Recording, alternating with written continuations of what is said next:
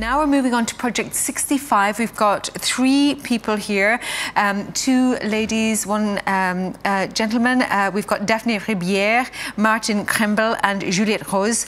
They are 17 and 16 from Lycée Vauban, and they're looking into concrete. How can we prevent the degradation and, more importantly, restore aging concrete? So I'll hand over to you. Je vois tout ce ciment, j'ai l'impression d'être sur un chantier. Est-ce que l'un de vous peut m'expliquer l'idée derrière ce projet?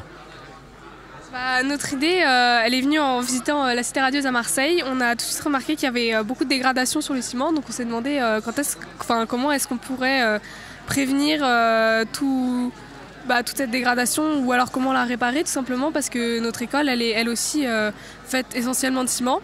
Donc on a cherché et trouvé plusieurs solutions, dont l'électrolyse. Donc pour pouvoir mettre en place l'électrolyse, donc c'est faire passer avec une cathode et une anode un courant dans le béton pour pouvoir changer le pH de ce béton afin de retirer l'eau qui s'est formée avec le temps dans le béton et donc qui cause les dégradations.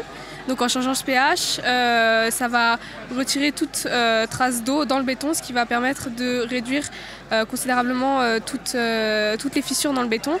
Et donc c'est pour ça qu'on a fait plusieurs blocs de béton pour pouvoir tester l'électrolyse. Et donc là, je vois plusieurs échantillons différents. Est-ce que quelqu'un peut m'expliquer les différents... Alors là, on a essayé de faire une expérience pour tester la solidité du béton. Donc en fait, on a la même quantité en fait, c'est du mortier. C'est du sable, du ciment, de l'eau. Et si on veut faire du béton, il faut ajouter de l'agrégat. Mais du coup, on n'a pas mis d'agrégat. Du coup, ça s'appelle du mortier. Bref, on a mis 60 grammes de mortier et on a mis différentes quantités d'eau. Donc par exemple, là, on a 20 ml d'eau, 5 ml d'eau, etc. Et donc on peut voir que le 15 ml d'eau, c'est le plus solide et c'est le plus joli, quoi, aussi.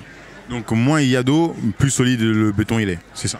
Non, il faut déterminer la quantité d'eau précise pour que le béton soit parfait, quoi, et solide. Entendu. Ça a l'air très très intéressant et je vous souhaite bonne chance avec les jurys. Merci beaucoup.